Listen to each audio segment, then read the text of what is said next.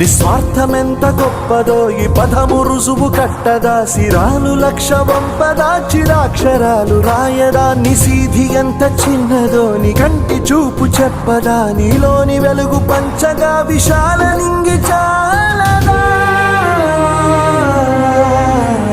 మనుష్యులందు నీ కథ మహర్షిలాగా సాగదా, మనుష్యులందు నీ కథ మహర్షిలాగా సాగదా.